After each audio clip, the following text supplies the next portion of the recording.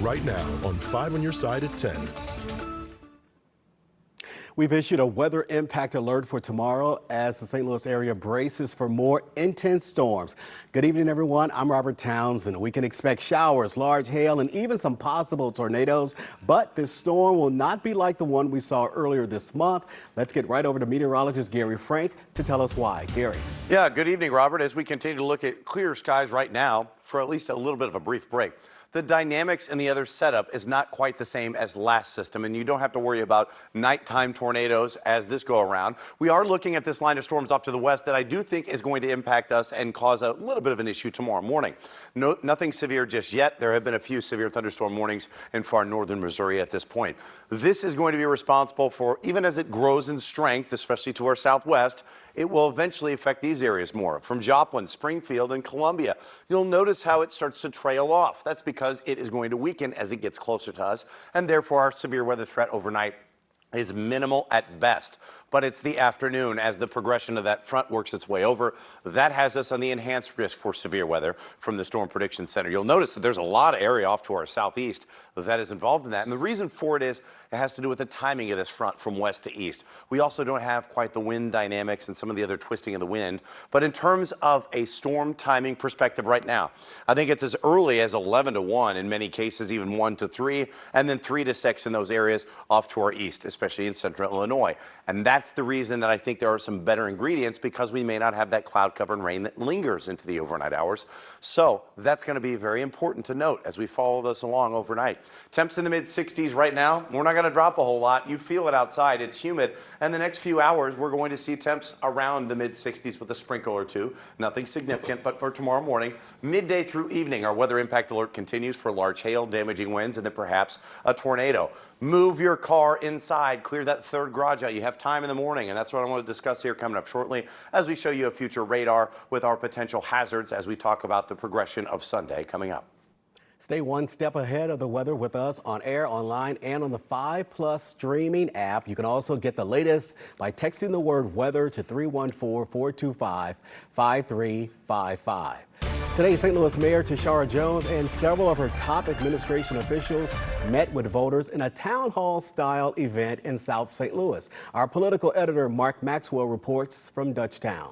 4 weeks after suffering a stinging defeat, finishing in a distant second place and trailing badly in the polls, incumbent Mayor Tashara Jones came to South City, Dutchtown in particular, where she lost by more than 20 points just 4 weeks ago, and tried to take her campaign and turn it around with a show of force, bringing her full cabinet into this community. We have stabilized 14 properties in Dutchtown. Every 3 months, Mayor Tashara Jones brings her whole cabinet into a local neighborhood for a town hall style event. Actually, we stole this idea from another city because of my travel, right? And we were able to bring this idea to St. Louis to make sure that we're out in community and bringing resources to the community. Everybody doesn't want to come to City Hall, so we bring City Hall to them. This time, with an election around the corner, she invited the local press as she took aim at Republican policies at the federal and state levels. This past Wednesday, of course, the governor signed the law that provides for a state takeover of our police department. Look, I'm not happy about it either. But the central focus here, the impact of local government. Many of you might have been rolling over some potholes. We need to do something about these potholes. We filled over 1,000 potholes in the last 30 days. After one woman came up to the mic, any other questions? The event ended with lower participation than expected. After all, it's a part of town where voter turnout usually lags behind the rest of the city. Trust is rebuilt over time, and so we are going to keep showing up whether there are 5 people here, 50 or 500. A new poll just out shows Mayor Jones and her re-election campaign trailing by 24 points with 9 days to go. How do you turn that around in 9 days? Well, we're focusing on turnout. We got to increase turnout. What's her message to those undecided voters? I would hope that people judge my entire body of work and not just one particular thing that they were upset with me about. And in just 9 days' time, we find out if Mayor Jones can do just that and turn this race around, parlaying it into a second 4-year term in office, or if there's yet another transition soon to be underway at City Hall. For now, reporting in Dutchtown, Mark Maxwell, 5 on your side. We also spoke with St. Louis Police Chief Robert Tracy on camera for the first time since the state scaled back local control of his police department. Earlier this week, you'll remember Missouri Governor Mike Kehoe signed legislation that gave him the power to appoint a police oversight board for the St. Louis Metropolitan Police Department. One thing Chief Tracy wants the public to know, nothing is changing about the mission of the police department, day-to-day operations, and crime strategies. But things like pay, personnel, and human resources will be under new management. All these things is something I want to look at. I'll have to work with people and people that identify from the state, working with people from the city, and then see how we can make a smooth transition and make sure it doesn't affect the progress that we've been doing in policing. Chief Tracy also says he will meet with Attorney General Andrew Bailey to discuss the transition of legal services on Monday. Today, more protests broke out across the country at Tesla dealerships. That includes this dealership in Chesterfield. Protesters are targeting billionaire Elon Musk, whose government cost cutting has led to thousands of federal workers losing their jobs. This peaceful protest follows a string of vandalism against Tesla businesses since CEO Elon Musk joined Trump's administration.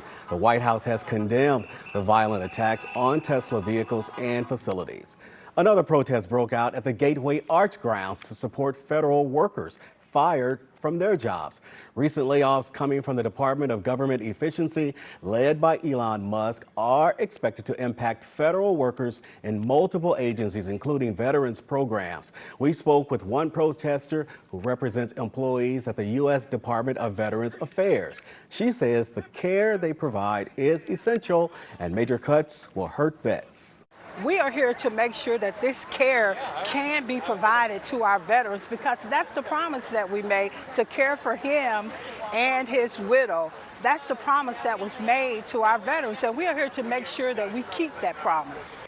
This week, the Veterans Affairs Secretary said the department will lay off around 80,000 employees. Now, that's nearly 20% of its workforce. Those layoffs are expected to come in waves starting in the next few months.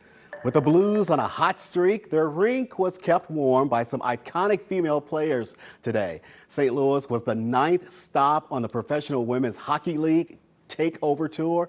New tonight, our Andy Crawl was there, hearing how even a single game is inspiring the next generation of icy superstars. A national tour to promote the women's sport had a cinematic ending at Enterprise Center, with the Ottawa Charge besting the Boston Fleet 2-1. Helped by hometown hero Jinsey Rose. You gotta dream big, but if there's things that, like little blessings that unfold in front of you, like this league for me, you know, you gotta go after that with all your heart. Before becoming a defenseman for the Charge, she was a AAA Blues player at Centene Community Ice Rink along with her sister Joy.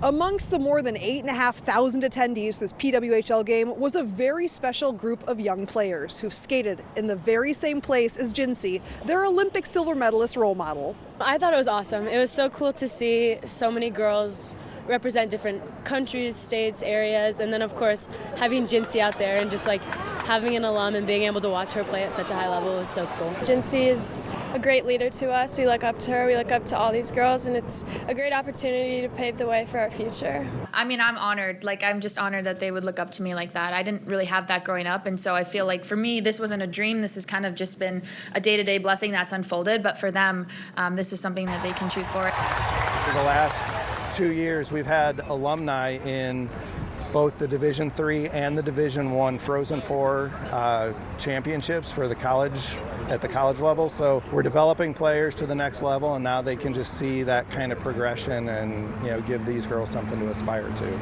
I think it's really cool how women's sports have come this far. And it's nice to see that there's a lot of older and younger girls supporting you. It's just a wider range and makes it so that we're more available to play after college and don't have to worry about like finding a second job or playing like working and playing hockey at the same time. Show of hands, who wants to play in college and who would maybe want to play hockey professionally?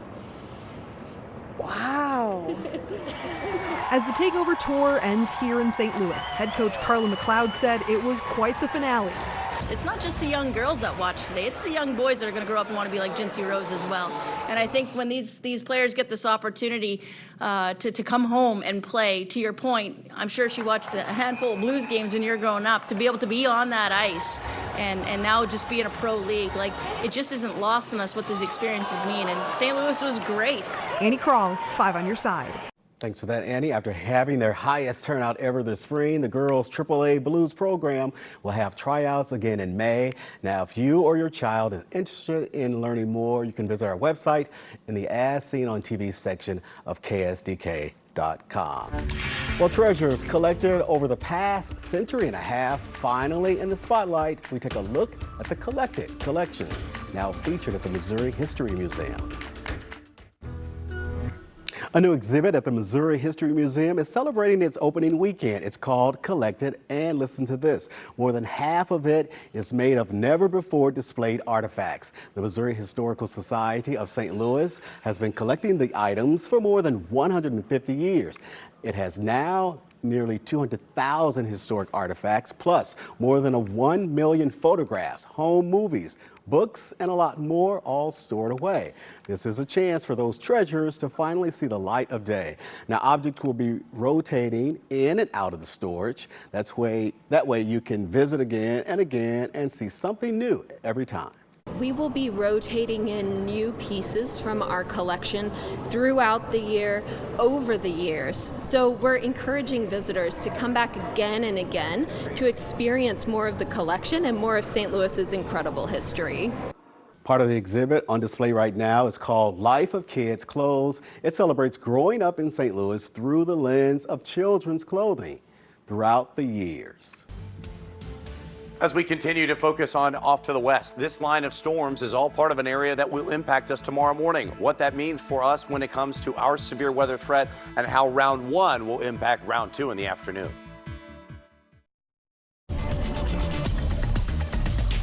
Again, we're preparing for a stormy Sunday, and that's why we are in a weather impact alert mode. Meteorologist Gary Frank, I know you're preparing for it all. Yeah, as we continue to focus on this storm system off to our southwest, this is the area of development right now. We have a break, and that's what we're going to do. You're going to be able to go to sleep just fine right now. We have that break that's in between, but it's this area off to our southwest that I want to focus on continually. And this is where we're starting to see a few of these severe storms, which eventually are by themselves right now, but eventually will start to push together. And right now, just to kind of give you an idea, there's a tornado watch until 1 o'clock. Now, I point this out because if it's till 1 o'clock there, that means this is not getting here at 1 o'clock and overnight.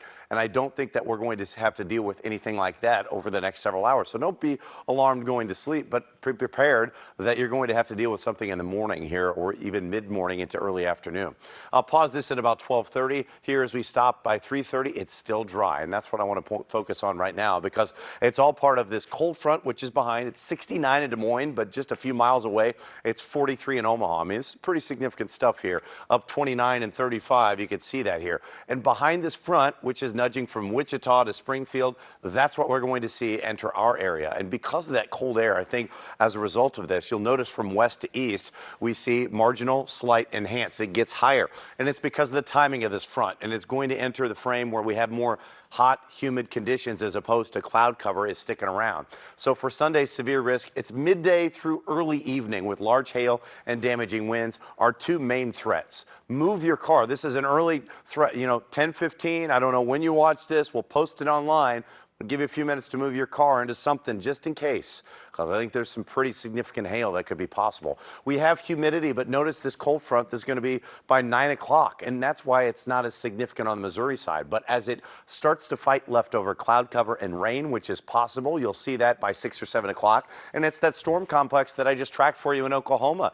As this works its way in, watch how it settles in by 7 or 8 o'clock. Now, how early does that move through? There are differing computer models that give us an idea of back and forth, and I really think that a lot of this is going to be out of here by 9 or 10 o'clock, therefore allowing us to clear out. But if this one is correct, then we may start to see less of a severe threat on the Missouri side and really more focused on the Illinois side. That's going to be important to follow along. But as this system works its way into the afternoon hours, 1 or 2 o'clock, we have some breaks in the clouds. That's where those upper 70s plus that humidity, and that's where the concern for storms that develop by themselves generate larger hail and perhaps also may rotate. Morning, you're in the 60s. We have a few showers and dying storms to the west, and they should be clearing out by 9 or 10 o'clock. But those clouds separate and thunderstorms develop. That's where the severe weather threat increases. We'll be able to shut this off by sunset really quickly. Our high wind between 60 to 75 miles an hour with up to tennis ball sized hail. That's why I say I want you to get your car in that third area in the garage. I'm going to try to clean out stuff on the third side today and do that, but we still have a few possible tornadoes. Like I said, the better opportunity is off to the southeast. I have a long explainer and I answered some of your questions on 5+. You can check that out as well. One thing that will probably fall on the wayside is the fact that there is an increased severe weather risk again on Wednesday. That's our next weather impact alert day as well. I know it's tough because we continue to see these busy times to finish the month of March after we're still cleaning up from the 14th. We have 2 separate times where perhaps I could even say maybe Wednesday's a little bit more widespread and maybe there's some better ingredients than there is tomorrow. We'll have to see how it plays out tonight. Yeah, Gary, thanks a lot. Appreciate it. Corey, what's happening in sports? You know what, Robert? There's been an awful lot of winning from our local teams lately. Everybody's winning. Between a Blues team looking for 9 in a row and a Cardinals team looking to build on a strong opening day, it was a happy sports Saturday around town. We'll break it down after the break.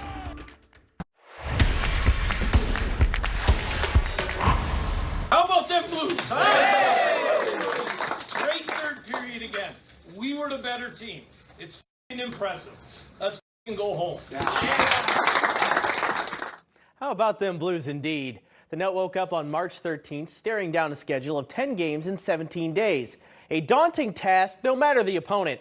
All the Blues have done is win 9 of those 10 games, with their 9th in a row coming today against one of the best teams in hockey. Jim Montgomery's squad isn't scared of anybody right now, including the Colorado Avalanche. Robert Thomas's 48th assist of the year and Zach Bolduc's 16th goal of the season started the scoring in the first, 1-0 Blues. Nathan MacKinnon is one of the best players in the league, and if he's on the doorstep, he's going to score. Tie game. Pavel Buchnevich hasn't played in 9 days, but he was back in tonight and scored the go-ahead goal halfway through the third period.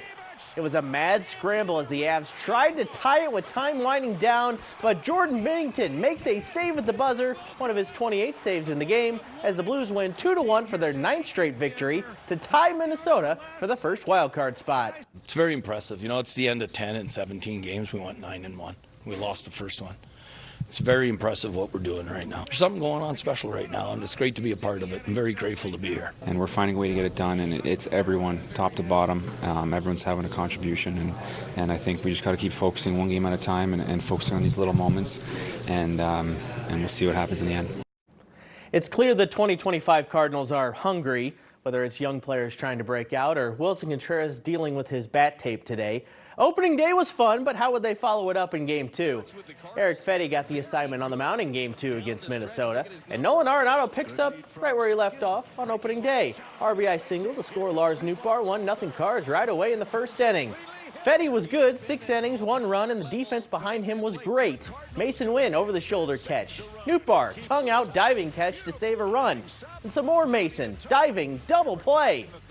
Tied at 1 in the 6th, Ivan Herrera breaks that tie. 2-1 Cards. Still in the 6th inning, bases loaded, 2 outs, and Nootbaar delivers again. 2-run single to fire everybody up in that dugout. Cardinals extend their lead. That's all the bullpen needed. Newcomer Phil Maton gets to finish this one off as the Cardinals beat the Twins 5-1. And the manager likes what his offense has shown through 2 games. It's not just words. You got to put them in action. I think we're demonstrating that. The guys have done a really, really nice job of taking their knocks. And that's annoying when you're on the other side of that, when guys just don't give in, they figure out a way to put it in play and use the whole field. And the guys have done exactly that. So there's a kind of personality, overall identity that they're creating, which is it's fun to watch. Professional Women's Hockey League in town today. Area native Jincy Rose's Ottawa Charge against the Boston Fleet, as Annie told you about earlier in the show. Likely the first ever time a team from Boston has gotten some cheers in St. Louis here. Susanna Tapani, 1-0 Fleet. Third period, here comes Ottawa. Teresa Vanisova scores, 1-1 game. Then about 30 seconds later, Vanisova scores again. Ottawa steals an exhilarating win in front of a great crowd in St. Louis, and a homecoming Rose won't forget. It was a great experience for me. I hope it was an even better experience for the people that came. To have over 8,000 fans, that's huge for us. That's huge for our league. That's huge for the people that came. So again, I'm just grateful. It was awesome, and that my family's here. I get to do it with a really special group too. This 5 on Your Side St. Louis City SC coverage is sponsored by Together Credit Union. City SC is back at Energizer Park tomorrow to host Austin. They're coming off their first loss of the year last week in Philly and will be without midfielder Edward Leuven. Overall, City is in a good spot, still just allowed 1 goal in the season. Here's Coach on his team's recent play.